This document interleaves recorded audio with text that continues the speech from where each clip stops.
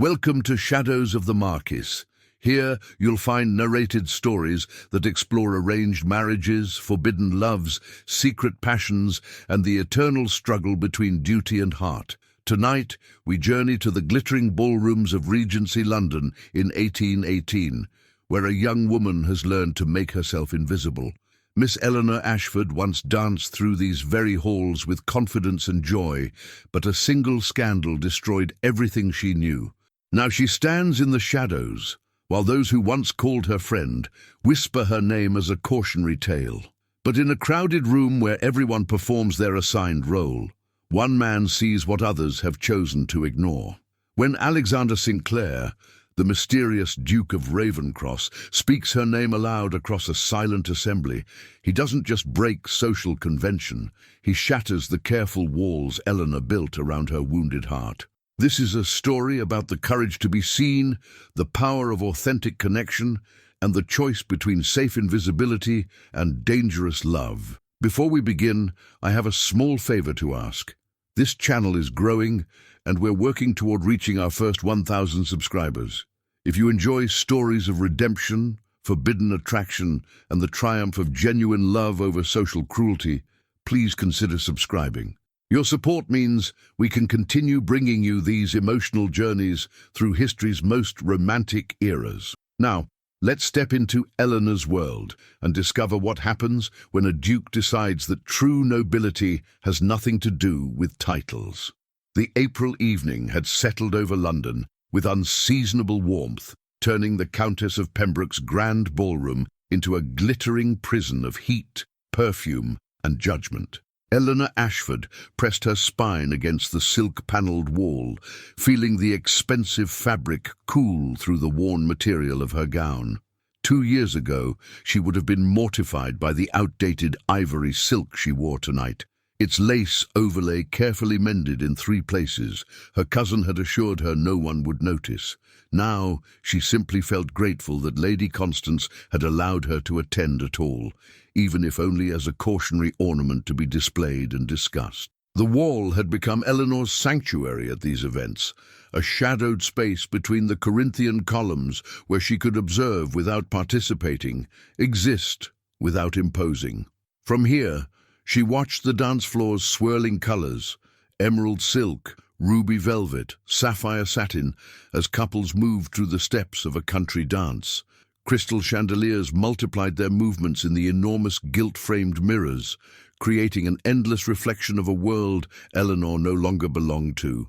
She had learned to make herself small. It was a survival skill acquired through necessity after her father's scandalous bankruptcy and subsequent death had left her penniless and dependent on distant relatives' reluctant charity.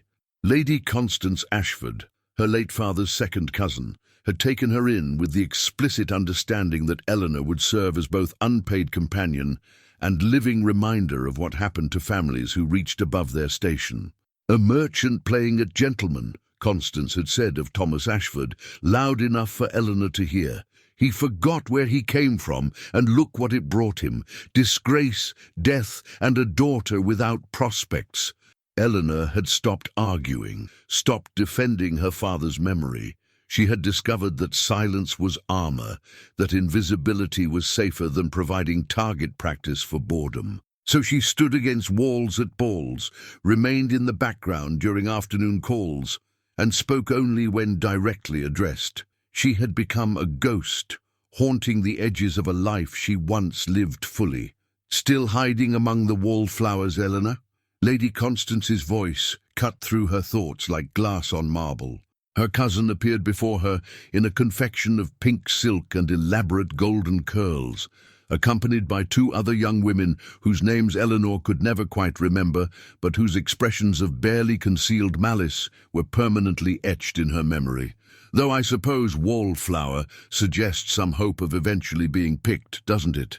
Perhaps wilted decoration would be more accurate.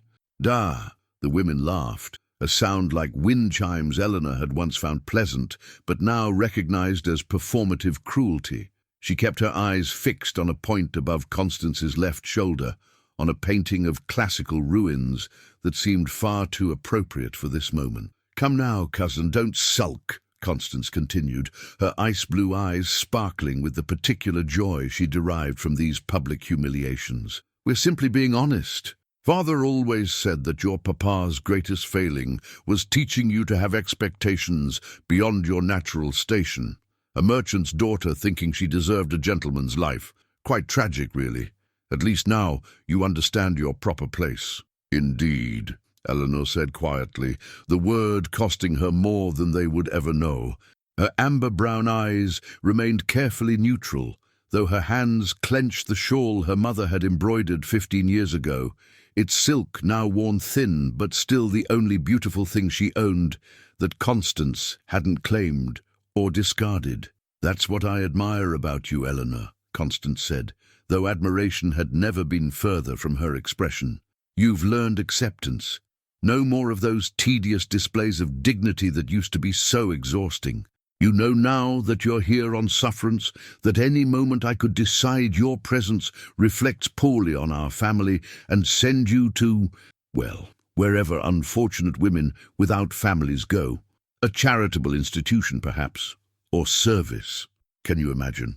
Eleanor Ashford as someone's lady's maid, though I suppose you're already practicing for it." The women laughed again, and Constance swept away with a final cutting glance, leaving Eleanor with the familiar taste of humiliation burning in her throat. She forced herself to breathe slowly, to maintain the blank expression that had become her greatest defense. Around her, the ball continued its glittering performance, hundreds of candles reflecting off jewels and mirrors, creating a world of impossible brightness that made the shadows where she stood feel even darker. She didn't notice the moment the ballroom's atmosphere changed. She was too focused on keeping her breathing steady, on preventing the tears that threatened to betray her carefully maintained composure. But gradually, she became aware of a shift in the room's energy, a collective inhalation that preceded something significant. The music had stopped. Conversations fell into whispers, then into expectant silence.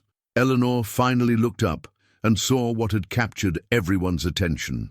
A man stood in the ballroom's entrance, and his presence commanded attention in a way Eleanor had rarely witnessed. He was tall, easily over 6 feet, with jet-black hair that fell slightly across his forehead in a manner that suggested he'd recently removed his hat and hadn't bothered to smooth it properly. His evening clothes were impeccable, black coat with subtle embroidery, crisp white cravat, dark waistcoat that emphasized his broad shoulders, but it was his face that held her attention.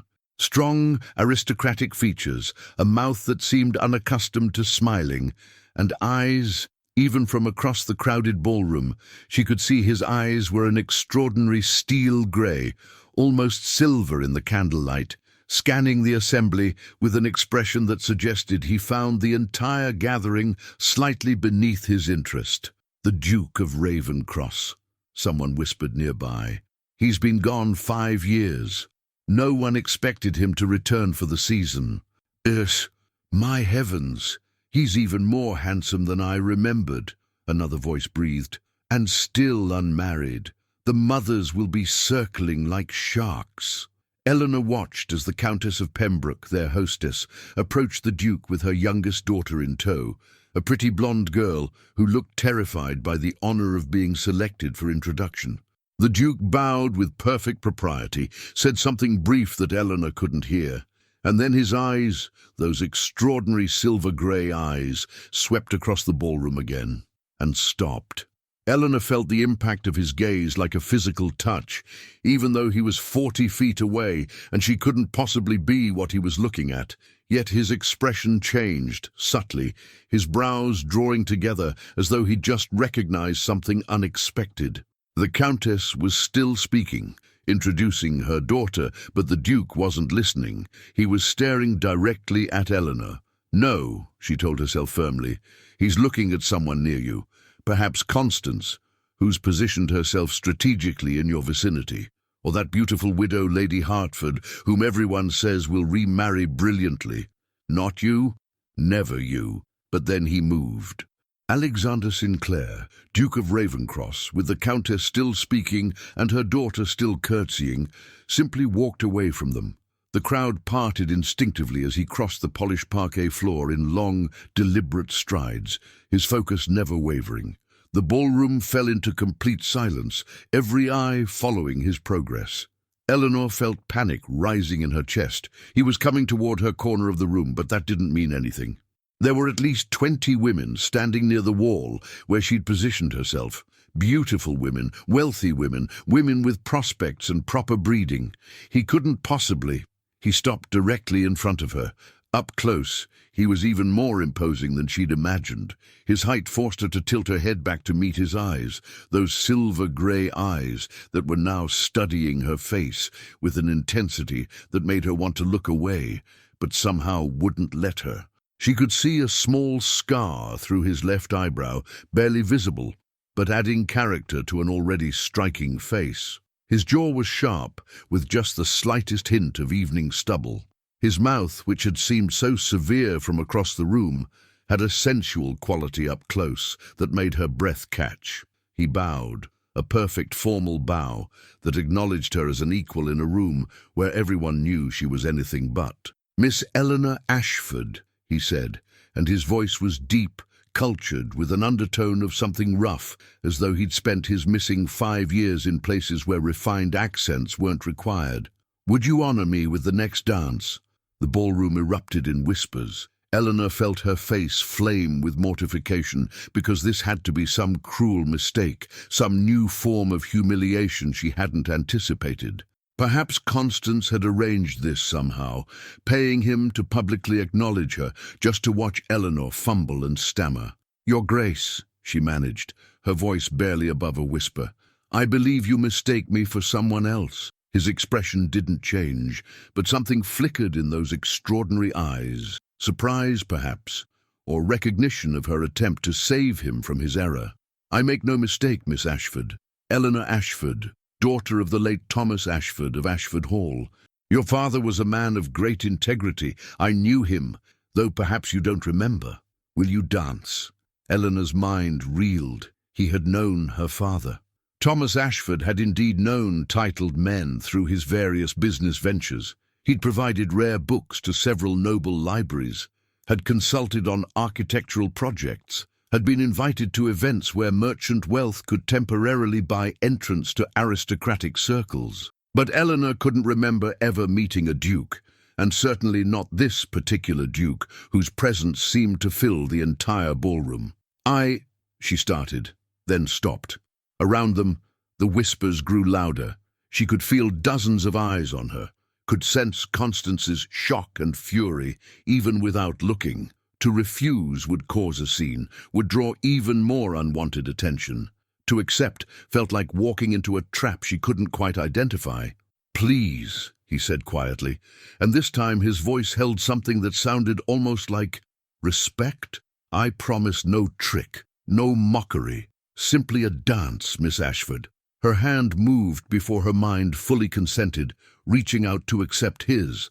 His fingers closed around hers, large, warm, surprisingly calloused for a duke, and she felt a spark of something she didn't have a name for travel up her arm. He led her toward the dance floor, and the crowd parted before them, faces expressing everything from shock to outrage to avid curiosity. The orchestra, which had been frozen in surprised silence, began the opening notes of a waltz.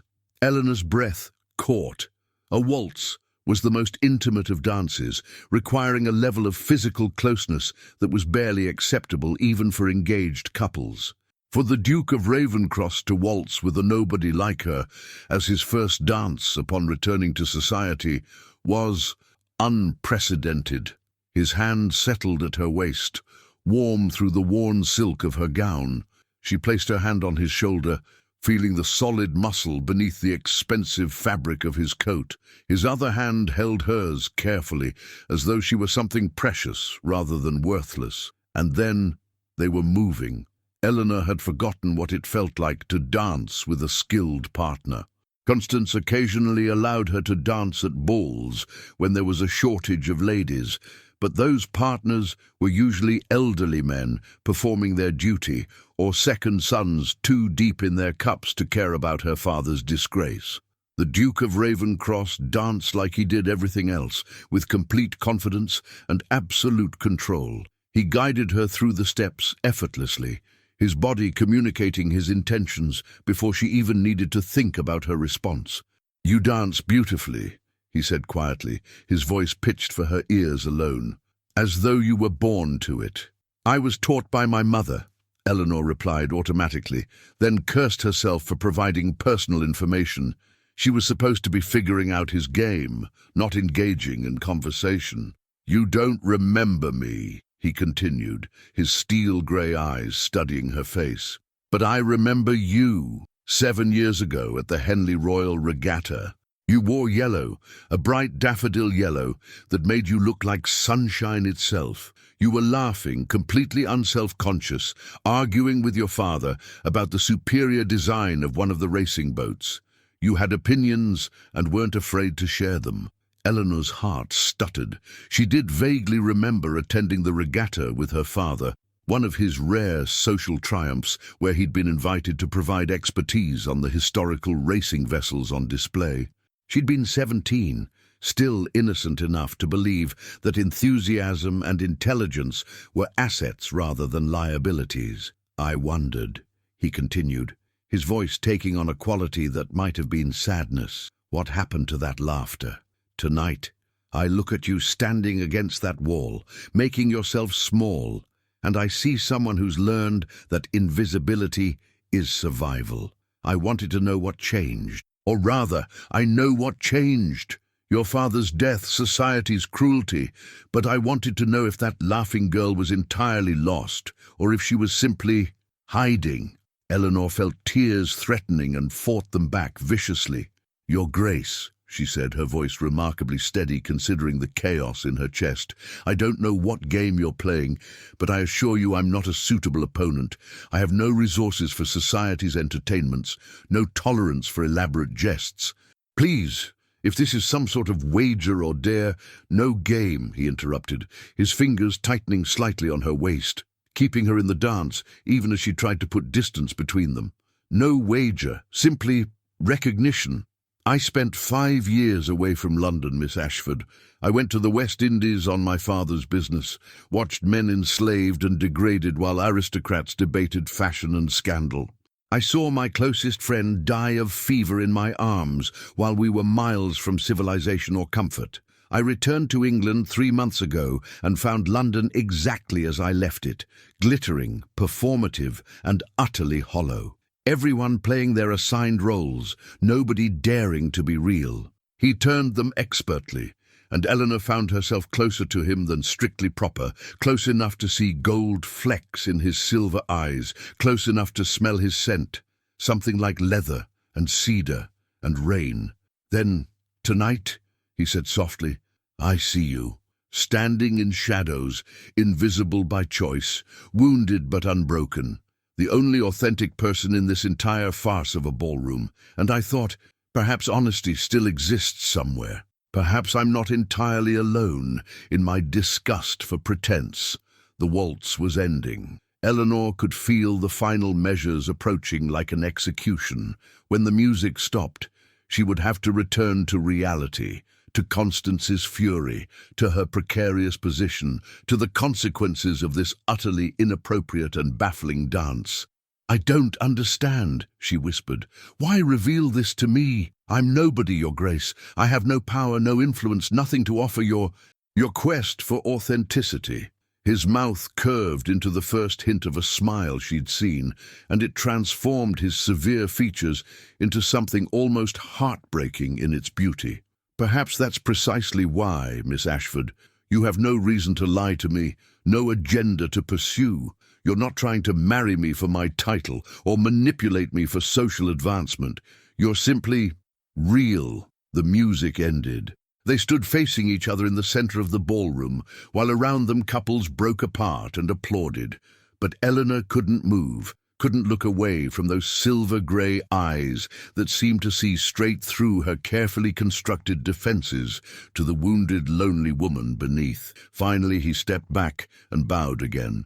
Then instead of escorting her back to her place against the wall, he walked her directly toward a formidable older woman seated in a place of honor near the dance floor. The woman had silver-grey hair styled in elegant Regency fashion, warm hazel eyes that sparkled with intelligence, and a regal bearing that spoke of decades of commanding respect. "Mother," the Duke said, "may I present Miss Eleanor Ashford? Miss Ashford, my mother, the Dowager Duchess of Ravencross." The Dowager's eyes swept over Eleanor with keen assessment, missing nothing. Not her outdated gown, not her shabby slippers, not the careful mending on her shawl. But unlike every other aristocratic matron Eleanor had encountered in the past 2 years, the Dowager's expression held no contempt. Instead, she smiled warmly and patted the seat beside her. "Miss Ashford, what a pleasure," the Dowager said in a cultured voice that carried absolute authority. "My son tells me your father was an expert in rare manuscripts. I've been looking for someone knowledgeable to help me catalogue a collection I recently acquired. Would you be available for tea tomorrow? I'd very much like to discuss the matter with you." Eleanor stood frozen, unable to process what was happening. An invitation to tea at Ravencross House, offered in front of the entire ballroom, making it impossible for Constance to refuse without open rudeness. Before she could formulate a response, Constance herself appeared at her elbow. "Your Grace, how kind of you," Constance gushed, all trace of her earlier cruelty replaced by sycophantic sweetness. "Of course Eleanor would be honored to assist you. Though I must say I had no idea she possessed such expertise." "That's because you've never bothered to ask," the Dowager said pleasantly, though her hazel eyes had turned sharp as she regarded Constance. "I find that people often overlook valuable qualities in those they consider beneath their notice. A failing of imagination, really. Miss Ashford, shall we say 3 o'clock tomorrow afternoon?" Yes, Your Grace," Eleanor managed. "Thank you." The Duke bowed once more, his eyes holding Eleanor's for a long moment that felt charged with unspoken communication. Then he moved away, immediately surrounded by hopeful mothers and their daughters, all clamoring for his attention. But Eleanor noticed that his responses were perfunctory, his gaze occasionally drifting back toward where she sat beside his mother. The rest of the evening passed in a blur.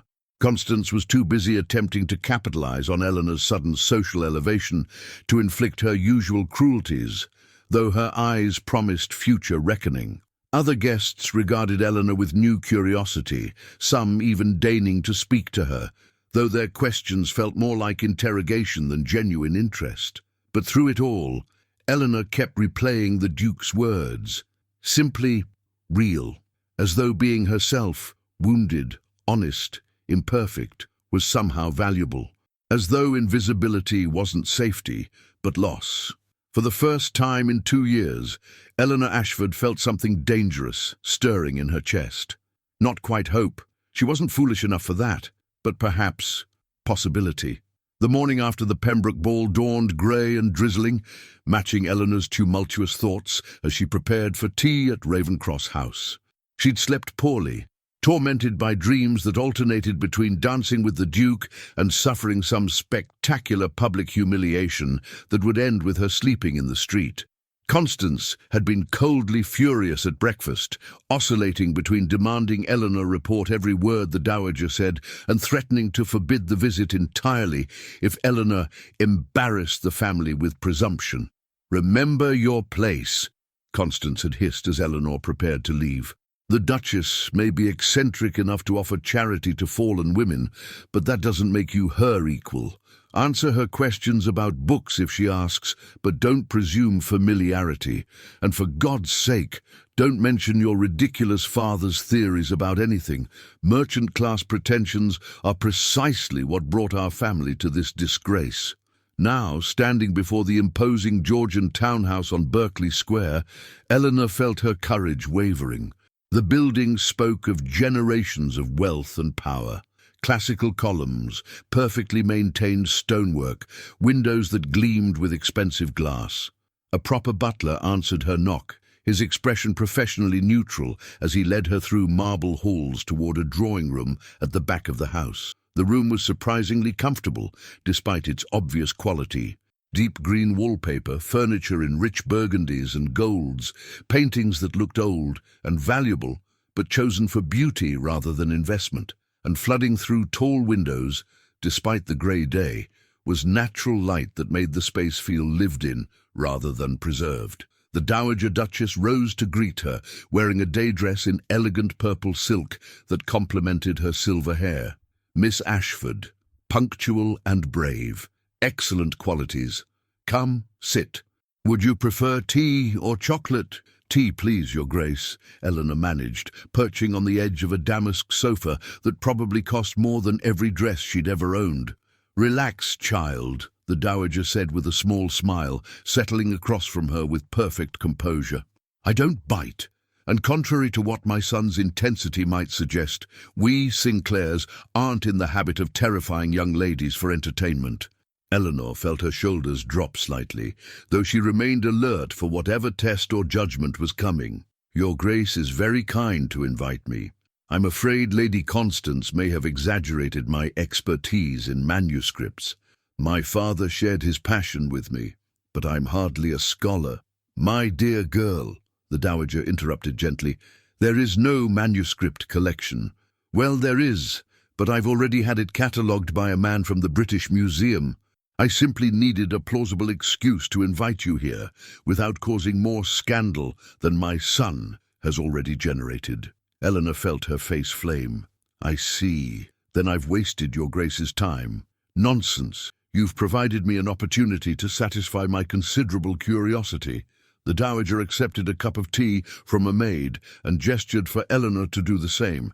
My son returns from 5 years abroad, having barely written 2 letters per year and revealed nothing of his experiences. He attends exactly 1 ball, scandalizes society by singling out a young lady of no current consequence, and then spends the remainder of the evening watching her with an intensity I've never seen him display toward any woman. Naturally, I must investigate. Eleanor's hands trembled slightly on her teacup. Your Grace, I assure you, I have no designs on the Duke. I don't even understand why he noticed me at all. She hesitated, then decided on honesty, since the Dowager would learn it anyway. I'm a charity case.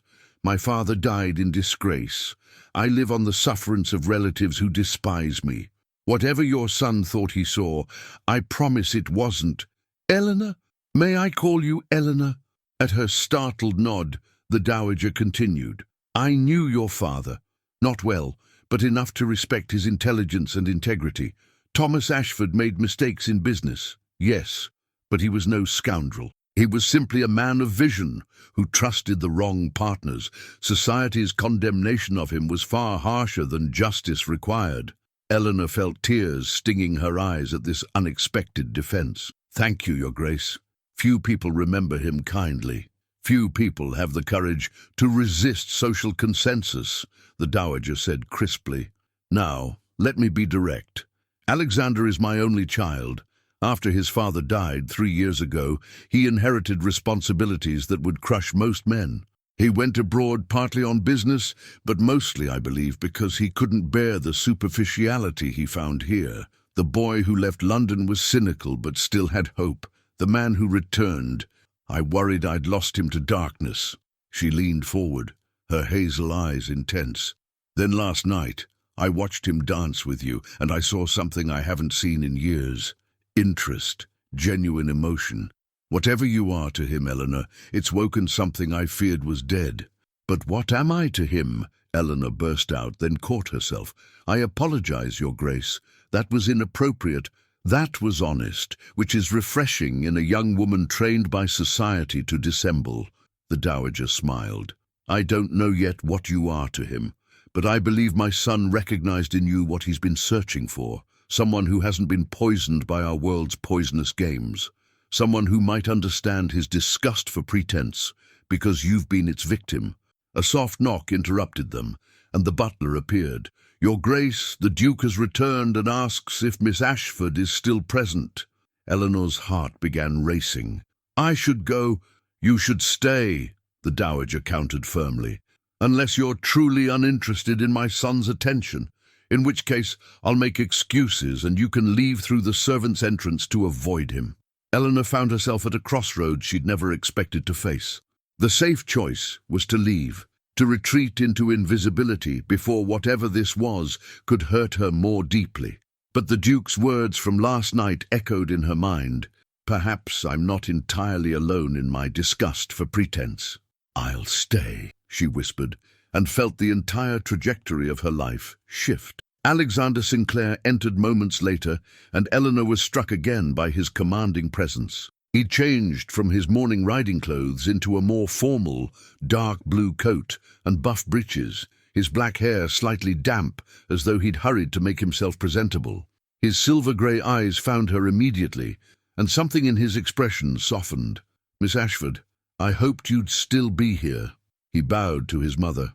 "Thank you for providing me an excuse to see her again so soon." "I provided nothing," the Dowager said dryly. "The manuscript collection was entirely my invention, though Eleanor has been gracious enough to pretend to believe me." "Mother," Alexander said with exasperated affection, "your subterfuge needs work." "My subterfuge is intentionally transparent, darling. Now, I believe I have correspondence to attend to.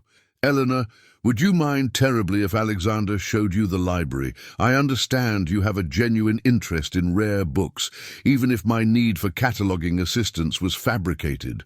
Before Eleanor could protest, she found herself alone with the Duke in Ravencross House's magnificent library. Floor-to-ceiling shelves loaded with leather-bound volumes, comfortable chairs positioned near large windows, the scent of old paper and leather creating an atmosphere of scholarly sanctuary. "I apologize for my mother's machinations," Alexander said, though he didn't sound particularly sorry. "She believes in directness, but occasionally demonstrates it through elaborate schemes. She's not what I expected," Eleanor admitted, running her fingers along a shelf of ancient texts. "She defended my father. My mother is a remarkable judge of character. If she defended him, she had reason." He moved closer, though maintaining proper distance. "Eleanor, may I call you Eleanor? The formality feels absurd after what I revealed during our waltz." "Yes, Your Grace." "Alexander," he corrected. "When we're private, at least. Your Grace makes me feel like my father." Eleanor turned to face him, finding courage she didn't know she possessed. "Why are you doing this? And please don't tell me again that I'm real or authentic.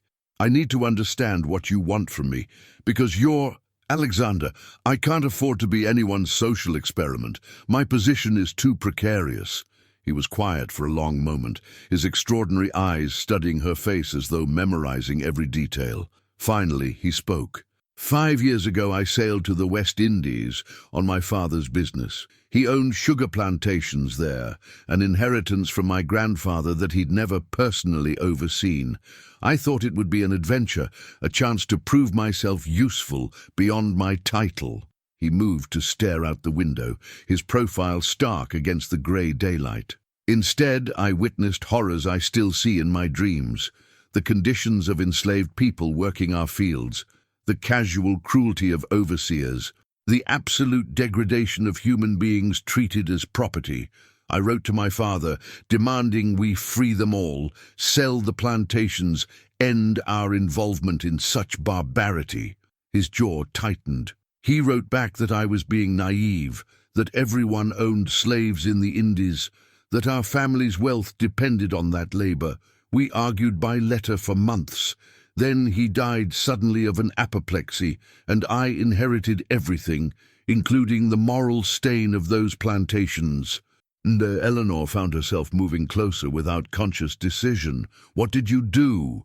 "I freed them all, every enslaved person on every Sinclair property in the West Indies. I provided land, resources, compensation. I nearly bankrupted the estate doing it, but I couldn't come back to England and pretend I didn't know, pretend that the diamonds on ladies' throats and the sugar in their tea wasn't purchased with human suffering." He turned to face her fully. "But the worst part, Eleanor, coming back to London and realizing no one cares. They smile and dance and gossip while atrocities happen in their names, financed by their comfort. Everyone performs their role, the witty rake, the virtuous maiden, the ambitious mother, but nobody dares to be real about the foundations of their glittering world. "And then you saw me," Eleanor said quietly, understanding beginning to dawn, "standing against a wall, invisible and powerless. And you thought—" "I thought perhaps you might understand," he finished, "that someone who's been treated as less than human by society might comprehend my disgust with that same society. That maybe—" he hesitated, vulnerability showing in his eyes. "Maybe I could find at least one person in this hollow world who would value honesty over performance." Eleanor felt tears threatening again, but this time from a different emotion. "You're asking me to be your ally in— what? Social rebellion? I'm asking you to be yourself with me," Alexander said simply. "No pretense, no performance, just honest conversation between two people who are tired of lying." "I don't know how to be anything but honest," Eleanor admitted. "I've lost everything that would require otherwise, my position, my prospects, my pride. Lady Constance delights in reminding me that I'm one step from destitution. What you call authenticity, I call necessity." "Then perhaps," he said, moving closer still, "we can help each other. I'll use my position to shield you from cruelty. You help me remember what it means to be genuine in a world of masks." Eleanor looked up at him, at this man who could have anyone or anything but was somehow standing in his library, offering her an alliance built on shared disgust for society's hypocrisies. It was mad. It was dangerous. It was possibly the most honest offer anyone had made her since her father's death. "I'm terrified," she whispered. "Not of you, but of hoping. I've survived by expecting nothing, by staying invisible. You're asking me to be seen, and that means I can be hurt again." "I know," Alexander said, and his voice was rough with emotion she couldn't quite name. "I'm asking you to trust someone in a world that's given you every reason not to. It's unfair. But Eleanor, I think we could give each other something rare. I think we could give each other the freedom to be honest." She took a shaky breath and made a decision that would change everything. "All right, but if you're going to shatter my invisibility, Alexander Sinclair, you had better be prepared for the consequences." His smile was fierce and beautiful and utterly transforming. "I wouldn't have it any other way." Over the following weeks, Eleanor found herself living in two incompatible worlds. There was the world of her cousin's house, where Constance oscillated between trying to exploit Eleanor's connection to the Duke and punishing her for achieving what Constance couldn't.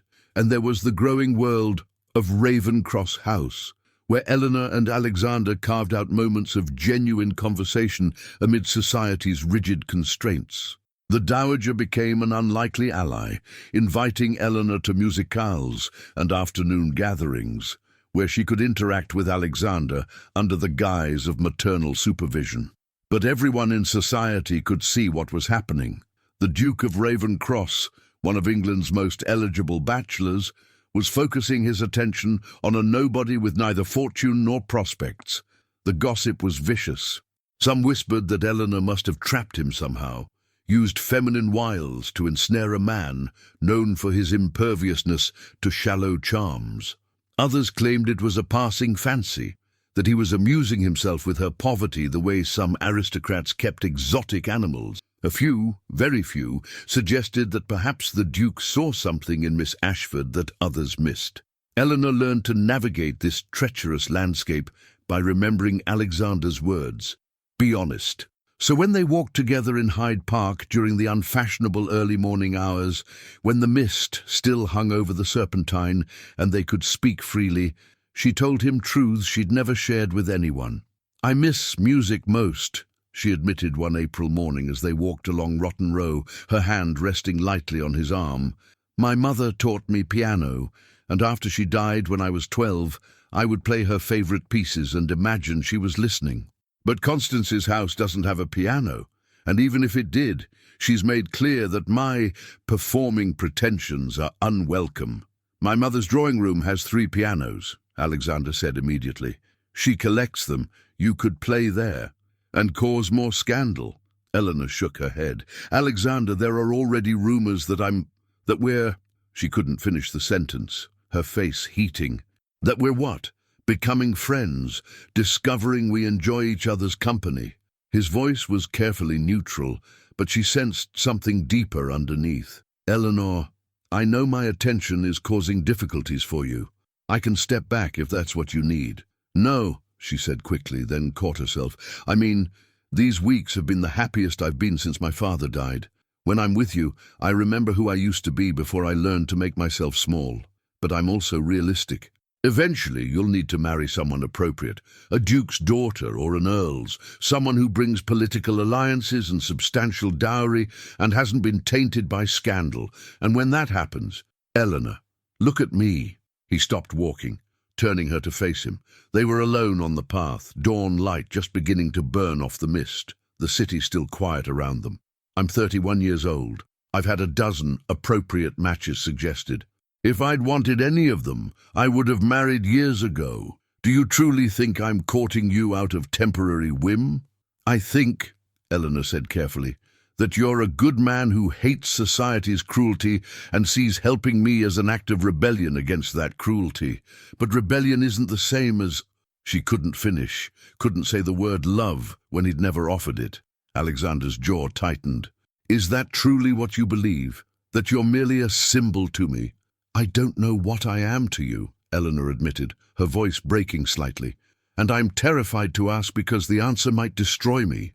He raised his hand as though to touch her face, then dropped it, remembering they were in public even if no one was currently watching. Come to dinner tomorrow night. Mother is hosting a small gathering, just a few people she trusts. I want you there. He paused, seeming to struggle with words. I want to see you in my home, in my life, as more than stolen morning walks and supervised tea. Constance will never allow it. The invitation will come from my mother, delivered formally. Your cousin won't dare refuse. His silver-grey eyes were intense on hers. Unless you don't want to come. Eleanor thought about the risk, about appearing in society as the Duke of Ravencross's particular friend, about crossing another line that couldn't be uncrossed. But she also thought about the freedom she felt when talking with him, about the way he looked at her as though she were valuable rather than worthless. I want to come, she whispered. God help me.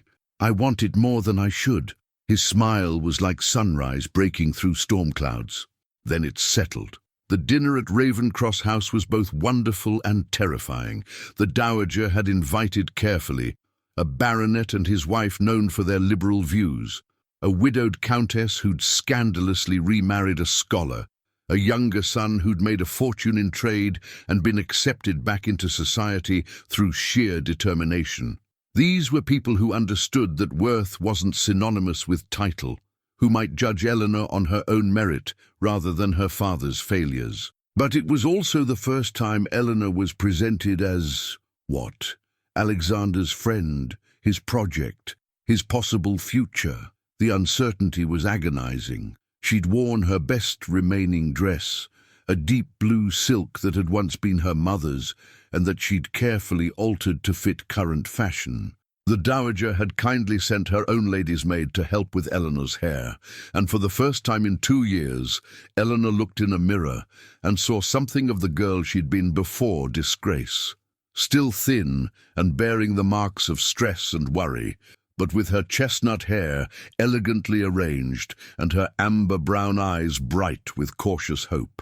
Alexander's face when he saw her descend the stairs made every fear worth bearing. He looked at her as though she were the most beautiful woman in England, as though her worn dress was finest silk and her careful grooming was artistry. He offered his arm to lead her into dinner, and Eleanor felt the solid strength of him, the warmth that somehow made her feel safer than she'd been in years. The dinner conversation was lively, touching on everything from political reform to new scientific discoveries to debate about whether Byron's latest work was genius or pretension. Eleanor found herself gradually relaxing, even contributing occasionally when the topic touched on something she knew. The guests treated her with courtesy, asking her opinions and listening to her responses as though they mattered. It was during dessert that disaster struck. The door opened, and Lady Constance swept in, accompanied by several other society matrons, all dressed for evening calls. "Your Grace," Constance said to the Dowager with patently false sweetness, "I do apologize for the intrusion, but we were calling nearby and heard you were entertaining. We hoped we might pay our respects." The Dowager's expression remained gracious, but Eleanor saw her eyes narrow. "How kind, Lady Constance, though we're nearly finished with dinner." "Oh, we won't stay long," Constance interrupted, her ice-blue eyes finding Eleanor with vicious satisfaction. "I simply wanted to ensure Eleanor was here. She left without informing anyone of her destination, and we were quite worried. Weren't we, ladies?" The women with her, all prominent society gossips, murmured agreement, their eyes taking in every detail of the intimate gathering. "Miss Ashford is here as my invited guest," the Dowager said firmly. "Surely her presence requires no explanation." "Of course not, Your Grace," Constance said with false humility, though I must confess surprise that Eleanor would presume to attend a dinner without her family's knowledge or supervision. "We've tried so hard to instill proper behavior, but I fear her father's unfortunate tendency toward overreaching has passed to his daughter, always trying to climb beyond her natural station." Eleanor felt shame burn through her chest, but before she could speak, Alexander stood. His expression was cold enough to freeze fire. "Lady Constance," he said with perfect cutting courtesy, "your concern for your cousin's welfare is noted. However, as Miss Ashford is presently a guest in this house under the protection of the Duchess of Ravencross, your insinuations are both inappropriate and offensive. If you have concerns about her behavior, perhaps you should examine your own treatment of a woman whose only crime was having a father who trusted the wrong business partners." The room fell utterly silent. Constance's face went white, then red. "Your Grace, I assure you." "And perhaps," Alexander continued, his voice like steel wrapped in silk, "society should consider whether the true scandal lies with those who've lost fortunes through honest mistakes, or with those who kick people when they're down to make themselves feel elevated." One of the women with Constance gasped. Eleanor wanted to disappear into the floor, mortified that Alexander was creating such a scene on her behalf, terrified of the consequences they'd all face. "Mother," Alexander said, turning to the Dowager, "would you be so kind as to show our unexpected guests out? I believe they've completed their call." The Dowager rose with regal authority. "Of course, dear. Ladies, this way. I'm sure you have other evening engagements to attend." Adeusen. As Constance and her companions were efficiently ushered from the room, Eleanor sat frozen, feeling every eye on her. The comfortable conversation had shattered. The careful illusion that she might belong in this world had been exposed as fantasy. "Eleanor," Alexander said quietly, returning to his seat beside her, "look at me." She couldn't. She stared at her dessert plate, fighting tears.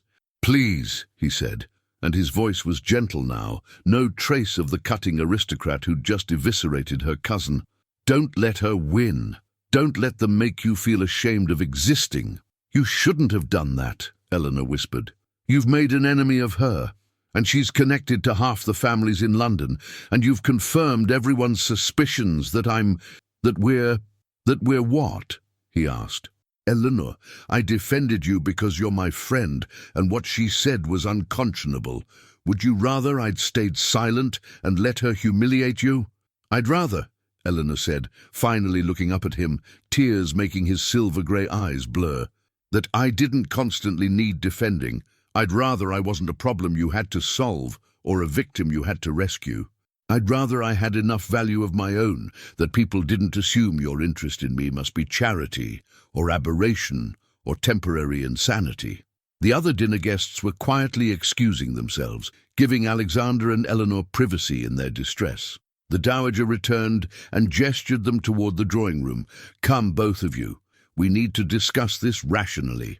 In the drawing room's comfortable intimacy, with only the three of them present, Eleanor finally broke. "I should never have accepted your invitation," she said to the dowager. "I knew it was dangerous, knew it would invite exactly this kind of speculation, but I was selfish and wanted—" She couldn't continue, couldn't admit how desperately she'd wanted to feel valued again. "You wanted to be treated like a person rather than a cautionary tale," the dowager said crisply. "That's not selfish, Eleanor. That's human. And my son is correct. Your cousin's behavior was appalling and deserved rebuke. But at what cost?" Eleanor turned to Alexander, who stood by the fireplace looking like he wanted to hit something. "You've now publicly aligned yourself with me against one of society's most connected gossips. This will hurt you, Alexander. It will hurt your family." "I don't care," he said flatly. "Well, I do." Eleanor's voice rose with emotion she could no longer contain. "I care that helping me damages you. I care that every time you defend me or show me attention, society assumes the worst. I care that I'm becoming the exact burden I feared being." "You're not a burden," Alexander said, moving toward her. "Eleanor, you're—" "I'm what?" she interrupted. "Your project. Your rebellion against society. The authentic person who makes you feel less alone in your disgust for aristocratic hypocrisy. I'm grateful for all of that, Alexander. But what happens when your rebellion ends? When you've made your point and moved on to your actual life, the one that includes a proper wife and legitimate heirs and all the things a duke requires? Where will I be then? Is that what you think?" His voice was rough, almost harsh. "That you're temporary?" "I don't know what I am," Eleanor said, and the truth of it broke something in her chest. "I just know that this, whatever this is, feels like standing on a precipice. Either you pull me up to solid ground or I fall, but I can't stay suspended like this forever, not knowing, not understanding what I mean to you or what you want from me." Alexander stared at her for a long moment, his silver-grey eyes intense with emotion she couldn't decipher. Then he turned to his mother. "Would you excuse us, please?" "Alexander," the dowager said warningly, "propriety has already been shredded tonight. Please, mother, 5 minutes." "Ready?" The dowager studied them both, then nodded and left, closing the door behind her but almost certainly stationing herself just outside in case scandal required immediate intervention. Alexander moved closer to Eleanor, close enough that she could feel the warmth radiating from his body, close enough to see the small scar through his eyebrow and the gold flecks in his extraordinary eyes. "You want to know what you are to me?" His voice was low, intense. "You're the first person I've met in years who doesn't want something from me beyond basic human decency. You're the woman who makes me laugh with her observations about society's absurdities. You're the only person I've trusted with my doubts and failures and shame about my family's past." He raised his hand, and this time didn't stop himself from touching her face, his fingers gentle on her cheek. "You're the woman I think about constantly, who I manufacture excuses to see, who I watch across crowded rooms just to see her smile. You're the person who made me realize that authentic connection isn't dead in this hollow world. It just requires someone brave enough to be real." Eleanor felt her breath catch, felt hope and terror warring in her chest. "Alexander, I know I've been unfair," he continued. "I've drawn you into my life without being clear about my intentions. I've defended you and courted scandal without asking if that's what you wanted. But Eleanor, I need you to understand. This isn't rebellion. This isn't charity. This is me, a man tired of pretense, finding a woman who makes me want to be honest about everything, including—" He hesitated, then plunged forward. "Including the fact that I'm falling in love with you." The world stopped. Eleanor stared at him, unable to process the words she'd just heard.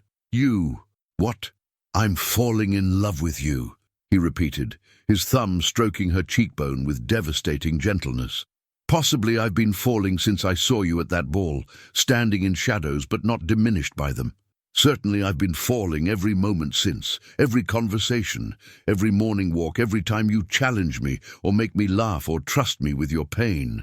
"But you're a duke," Eleanor said stupidly, as though he'd somehow forgotten. "I'm a man," he corrected. A man who's discovered that authentic love matters more than appropriate marriage. A man who would rather have honest partnership with you than convenient arrangement with someone I could never be real with. Eleanor felt tears spilling over, but this time from overwhelming emotion rather than despair.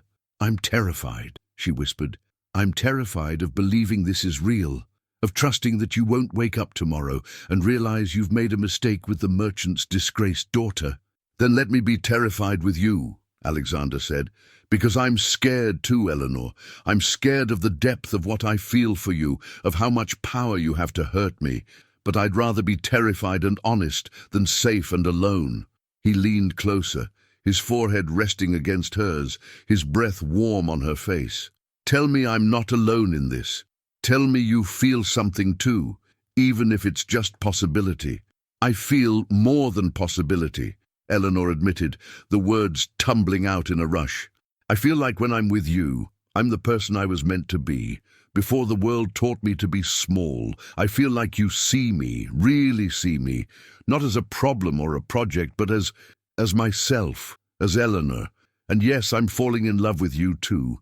And yes, it terrifies me. And yes, I know it's probably disaster, but—" He kissed her. It was gentle, tentative, a question more than a demand. His lips were warm and firm, tasting of wine and something indefinably him. Eleanor's hands came up to grip his coat, steadying herself as the world tilted around her.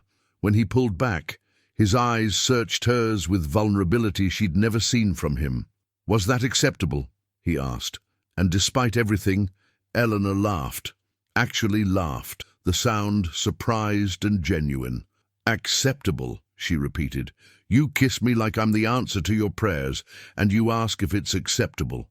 I want to do everything right with you," he said seriously. "Eleanor, I want to court you properly. I want to marry you. I want to spend our lives being honest with each other in a world that values pretense. But I need to know if that's something you could want too." "Could want?" Eleanor felt fresh tears threatening. "Alexander, I want that more than I've ever wanted anything, but I'm also realistic. Society will crucify you for this choice. Your peers will mock you.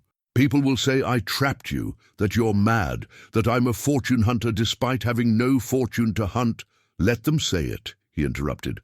"Eleanor, I've lived in their approval and found it meaningless. I'd rather have genuine love with you and society's censure than appropriate marriage and social acceptance." "Your mother will be delighted," a voice said from the doorway.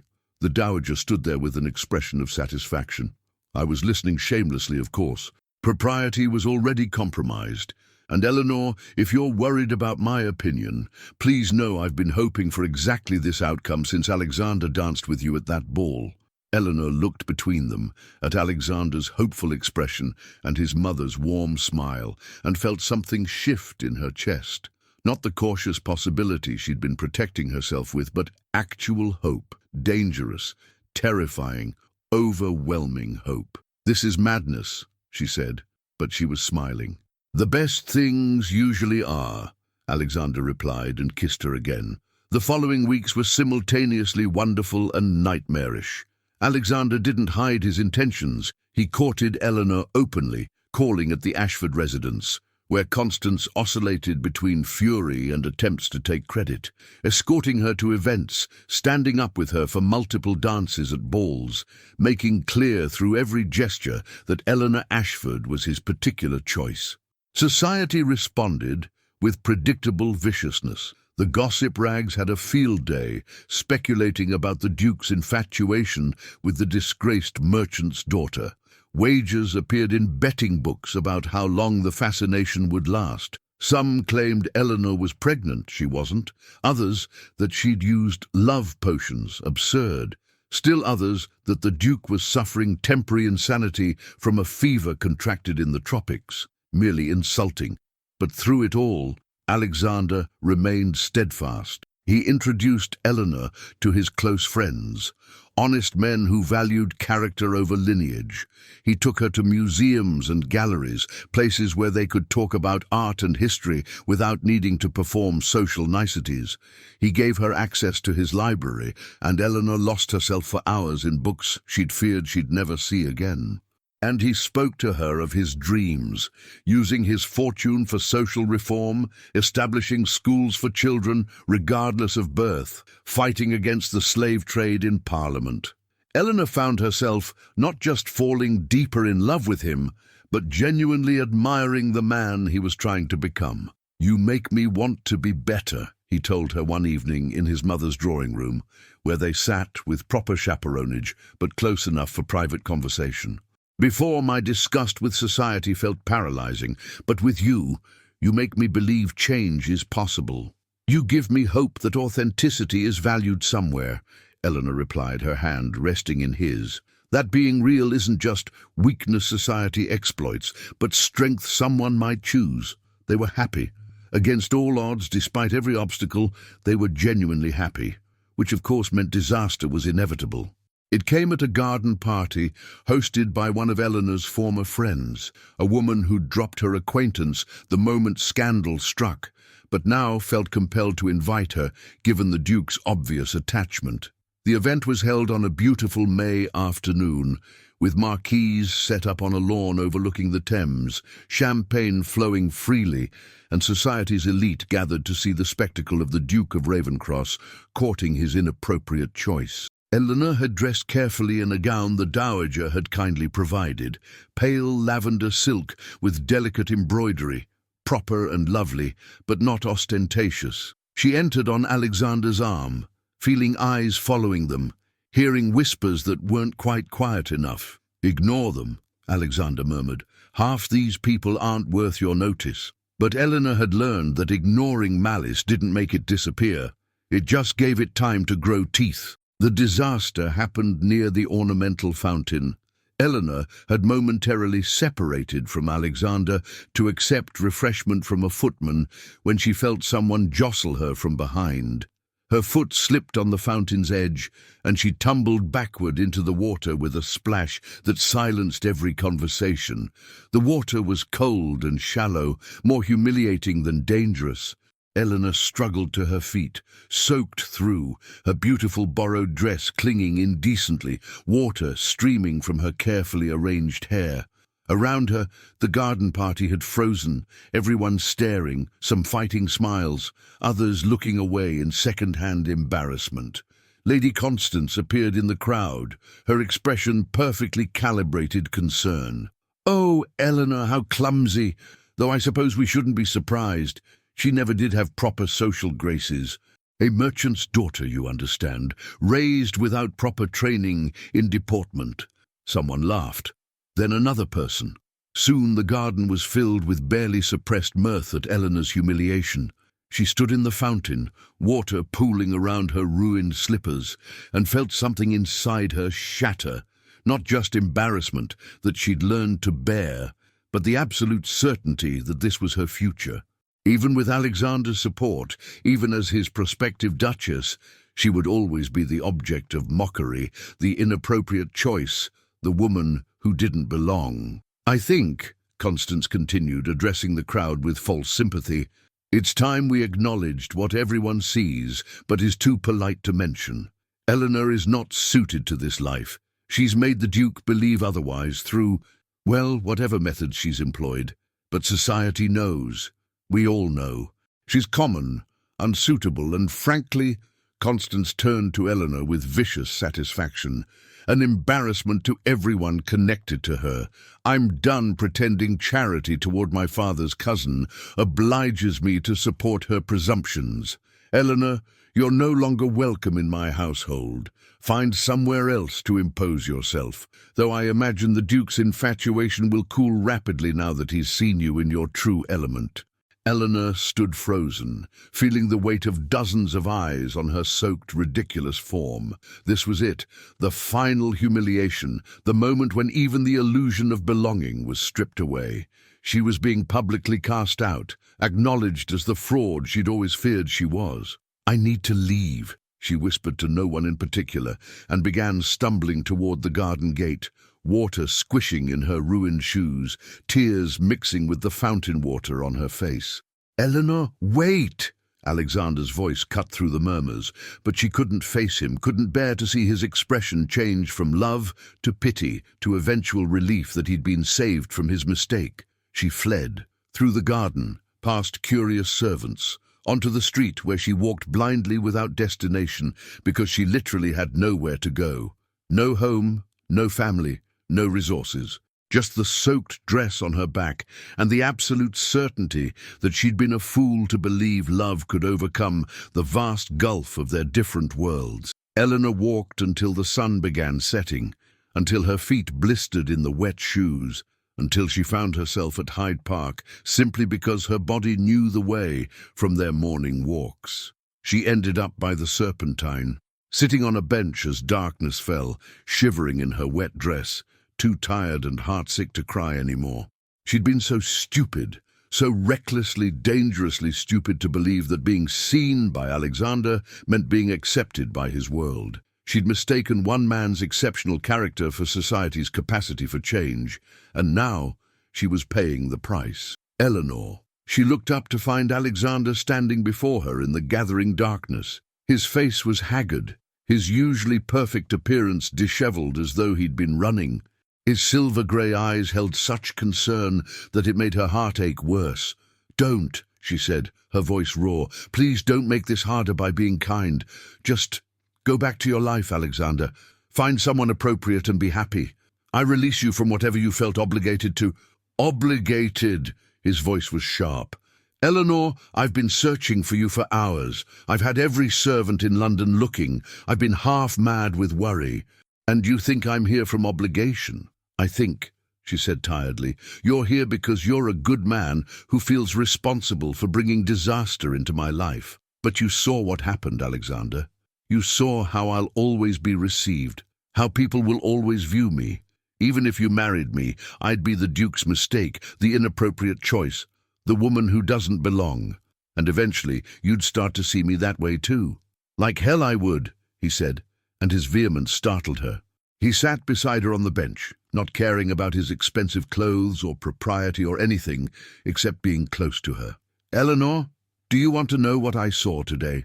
I saw a woman pushed into a fountain by malicious people. Yes, pushed. I saw Lady Hertford jostle you, though proving it would be impossible. I saw you endure humiliation with more grace than your tormentors will ever possess. And I saw the moment you decided to give up, to accept society's verdict on your worth, and it broke my heart." "I'm being realistic," Eleanor protested. "I don't belong in your world." "Then let's make a new world," he interrupted. "One where worth isn't determined by birth, where authenticity is valued over performance, where two people who love each other get to be together without needing permission from hypocrites and gossips. That's not how the world works." "It's how our world will work," Alexander said firmly. He took her cold hands in his warm ones. "Eleanor, I don't want you to fit into society. I want you exactly as you are, honest, vulnerable, stronger than you know.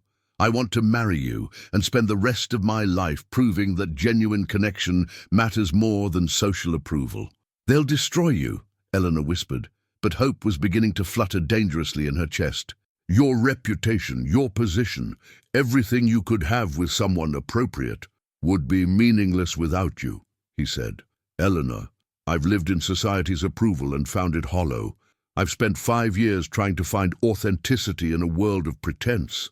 And then I saw you standing against a wall at a ball, invisible but not diminished, and I thought, there's what I've been searching for. Not perfection, not performance, but genuine humanity." He moved from the bench to kneel before her, heedless of the damp ground or the impropriety or anything except the woman he loved. "Marry me, not because it's appropriate or because society expects it, but because when I imagine my future, you're the only person I can see beside me. Marry me because I love you, your strength, your vulnerability, your terrible habit of trying to protect everyone else, even when you're the one who needs protecting. Marry me, because I can't imagine going back to a life where I pretend to care about things that don't matter when the only thing that actually matters is right here, soaked through and beautiful and absolutely perfect." Eleanor felt tears streaming down her face, but this time they were different. Not despair, but overwhelming emotion. "I'm terrified," she admitted. "I'm terrified of believing this is real, of trusting that society won't eventually crush what we're trying to build. I'm terrified of failing you, of being the albatross around your neck that prevents you from accomplishing all the good you want to do in this world." "Then be terrified with me," Alexander said, echoing his earlier words. "Because I'm scared too, Eleanor. I'm scared of how much I love you, of how much power you have to hurt me, but I'd rather be terrified together than safe and alone."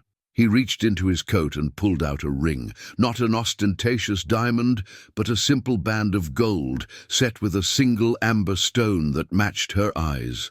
"This was my grandmother's. She married my grandfather for love rather than arrangement, and they built a partnership based on respect and authenticity. I'd like to continue that tradition. So, Eleanor Ashford, will you marry me? Will you be my duchess, my partner, my reason for believing that genuine connection still exists in this world?" Eleanor looked at him, this impossible man who saw her worth when everyone else saw scandal, who valued her honesty when society demanded performance, who was willing to brave censure for the chance at authentic love. She thought about the risk, about the vicious gossip and social exile they'd face. But she also thought about the alternative, a life of safety without love, of invisibility without joy. "Yes," she whispered. "Yes, Alexander, I'll marry you. I'll be terrified and brave and honest with you. I'll try to be worthy of your faith in me. And I'll love you with everything I have, even though it's probably disaster." His smile was incandescent. He slid the ring onto her finger.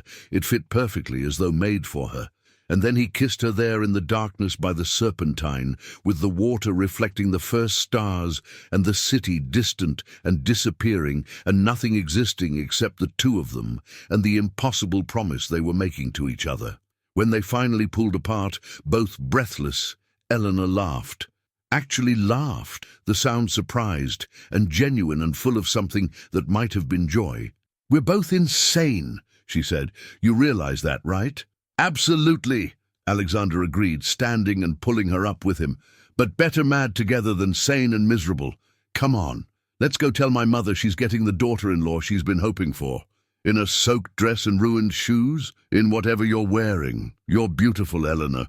Always." They walked back through Hyde Park hand in hand, and for the first time since her father's death, Eleanor Ashford felt something she'd thought lost forever. Hope. Not the cautious, protected hope she'd been nursing, but wild, dangerous, absolutely impractical hope that maybe, just maybe, authentic love could survive in even the cruelest world. The wedding took place 6 weeks later in a deliberate act of defiance against society's expectations. Rather than the grand spectacle at St. George's that everyone anticipated, Alexander and Eleanor married in the private chapel at Ravenscross House, with only people who genuinely cared about them in attendance. The dowager wept throughout the ceremony. Happy tears, she insisted, for a son who'd found genuine love and a daughter-in-law she'd come to adore. Eleanor wore a dress the dowager had commissioned, ivory silk, with delicate lace that was new and beautiful and entirely hers. No hand-me-downs, no alterations, nothing borrowed or makeshift. Her chestnut hair was arranged with fresh flowers, and her amber-brown eyes shone with joy, rather than the careful blankness she'd worn for so long. Alexander, dressed in formal black with a waistcoat in deep burgundy, looked at her as though she were the answer to every prayer he'd never dared speak. When the vicar asked if he took Eleanor to be his wife, his "I do" was firm, certain, absolutely without hesitation. Eleanor's vows were shakier, emotion making her voice wobble, but Alexander held her hands steadily and smiled at her with such love that she managed to get through them. "I do," she finally said. "I absolutely do." The kiss was proper for a chapel, but it held promise of all the improper kisses to come. And when they turned to face their small gathering of genuine friends and family, Eleanor felt Alexander's hand tight in hers and thought, "This is real. This love is real." Society, predictably, lost its collective mind. The scandal sheets ran wild with speculation about the Duke who'd married so far beneath him, the merchant's daughter who'd trapped England's most eligible bachelor, the inevitable doom of such an inappropriate match. Invitations stopped arriving. Established families cut the Sinclairs socially. The Ton whispered that the Duke of Ravenscross had lost his reason. But Alexander and Eleanor didn't care.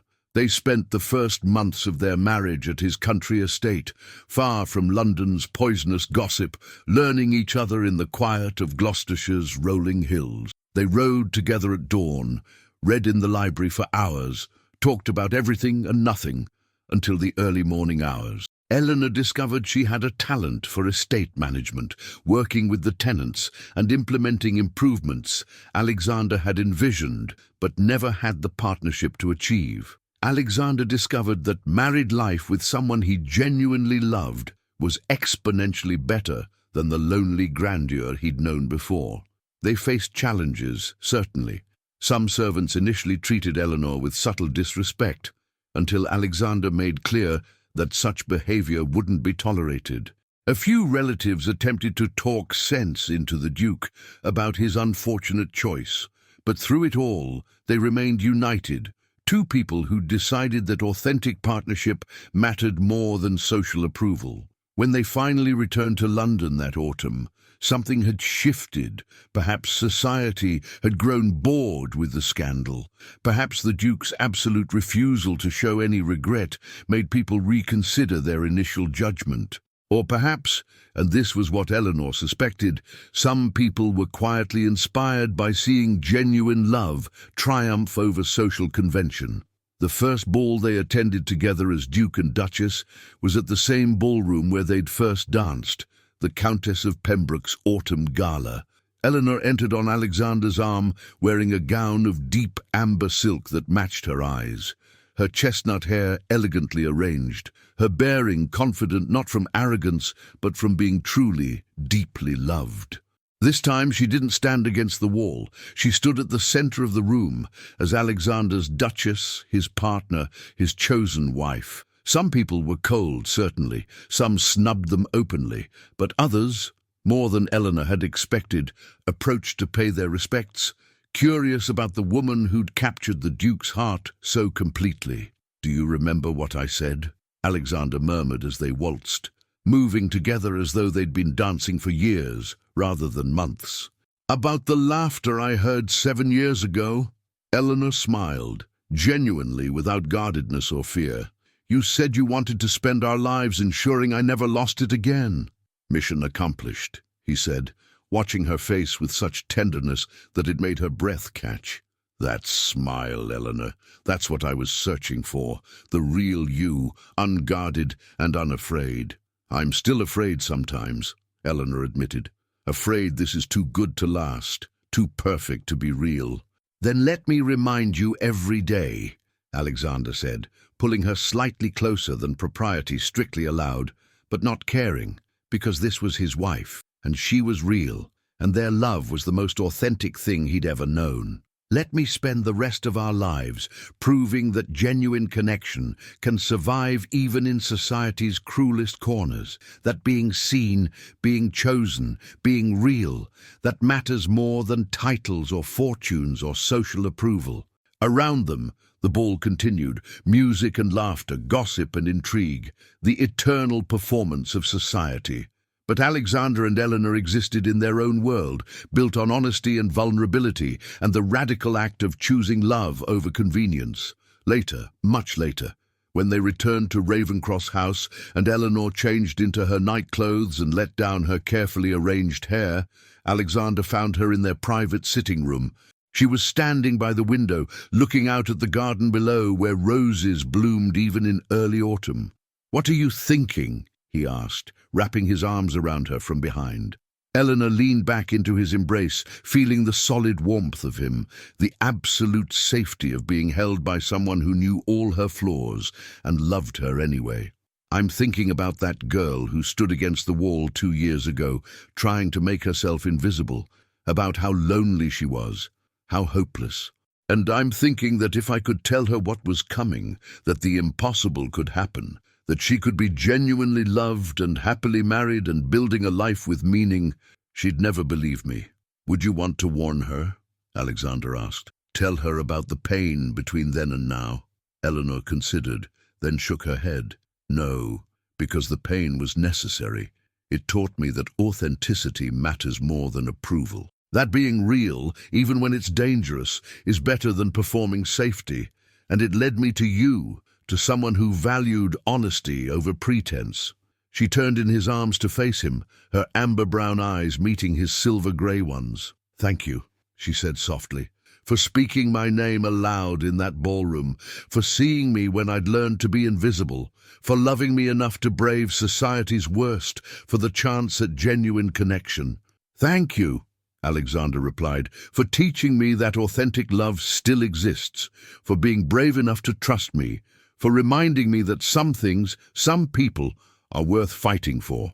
He kissed her then, and Eleanor felt the same spark she'd experienced during their first touch, amplified now by months of building intimacy and partnership.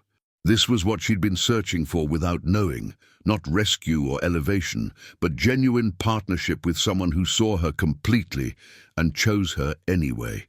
They stood there in their sitting room, holding each other as the city settled into night around them, and Eleanor thought about transformation, about how she'd been shaped by loss and cruelty into someone small and invisible, about how Alexander had seen past her defenses to the authentic woman beneath, about how love, real, honest, terrifying love, had given her back to herself. She was no longer the girl hiding against ballroom walls. She was Eleanor Sinclair, Duchess of Ravencross, wife to a man she deeply loved and who loved her in return. She was a partner in building something meaningful, not just a marriage, but a life based on authenticity rather than performance. And when she looked in mirrors now, she didn't see shame or disgrace or worthlessness. She saw a woman who'd survived the worst society could offer and emerged stronger. A woman who'd chosen courage over safety, love over invisibility, truth over pretense. Most importantly, she saw herself, really saw herself, no longer trying to disappear, but finally, blessedly visible, seen, chosen, loved for exactly who she was. In the garden below their window, climbing roses bloomed in the exact spot where shadows used to fall. And Eleanor Sinclair smiled, genuinely and without fear, because she'd learned that sometimes the most radical act is simply allowing yourself to be real. Thank you so much for joining us on Eleanor and Alexander's journey from humiliation to hope, from invisibility to love. If this story touched your heart, please consider subscribing to Shadows of the Marquis. We're working toward our first 1,000 subscribers, and your support means we can continue creating these emotional historical romances that celebrate authentic love, personal transformation, and the courage to be truly seen. Hit that subscribe button, leave a comment sharing your thoughts, and join our growing community of romance lovers. Until next time, remember, true nobility lies not in titles, but in the courage to be genuine in a world that values pretense. Thank you for being here.